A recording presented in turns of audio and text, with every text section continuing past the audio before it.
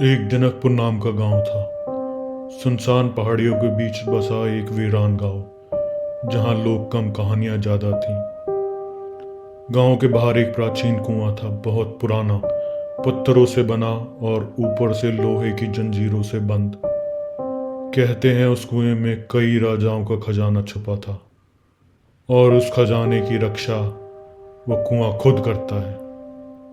गांव वाले डरते हैं उस कुएं से, क्योंकि जो भी इस कुएं में झांकता उसे सोने की चमक दिखती और उसका आधा शरीर लौटता, बाकी शरीर हमेशा के लिए गायब हो जाता।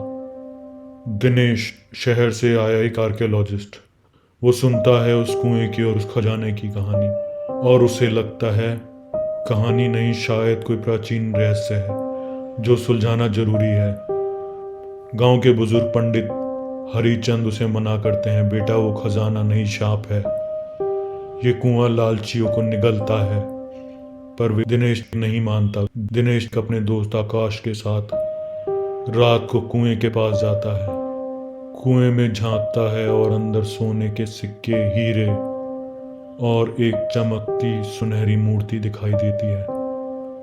आकाश बिना सोचे समझे रस्सी से नीचे उतरने लगता है। कुआं पहले शांत रहता है, फिर अचानक अंदर से एक जोरदार गूंजती चीख सुनाई देती है।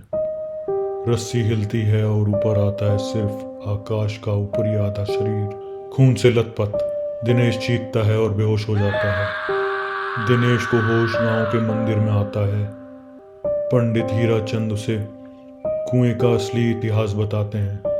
पंडित जी उसे बताते हैं सैकड़ों साल पहले एक लालची राजा ने अपने सारे खजाने को इस कुएं में छिपा दिया था, लेकिन खजाने को छूने वाला हर सेवक मार दिया गया ताकि रहस्य छिपा रहे। मरते वक्त सेवकों ने शपथ ली, कोई हमारे बिना खजाना नहीं पाएगा, और तभी से कुआं खुद एक जीवित रक्षक बन गया। जो भी खजाने के लालच में जाता है, कुआं उसे आधा छोड़ता है ताकि दुनिया देख सके लालच का अंजाम क्या होता है। दिनेश डर चुका है, पर साथ ही उसके अंदर खजाने का लालच है। वो सोचता है अगर मैं पूरा सिस्टम समझूं तो शाप से बच सकता हूँ। वो एक लोहे का पिंजरा बनवाता है, खुद को रस्सियों से बांधता है और कैमरा लेकर कुएं में उतरता है। जैसे जैसे नीचे जाता है उसे चमक बढ़ती दिखती है और नीचे कई अधकटे शरीर लटकते हुए नजर आते हैं। फिर अचानक कुएं की दीवारें हिलने लगती है, अंदर से बड़ी बड़ी सुनहरी आंखें खुलती हैं।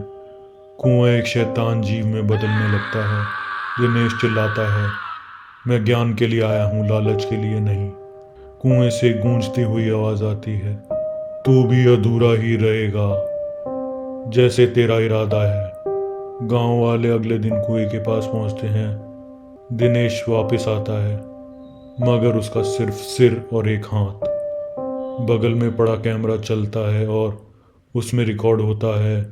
सोने की मूर्ति धीरे धीरे इंसान में बदलती है और कहती है, खजाना मेरा है, पर तू अब इसका हिस्सा है। गांव में अब एक और कहानी जुड़ जाती है। कुएं के अंदर अब एक और आत्मा बस गई है, जो ज्ञान और लालच के फर्क को समझ नहीं पाया। उस कुएं में आज भी सोना चमकता है, पर जो भी उसे लेने जाता है वापस पूरा कभी नहीं आता।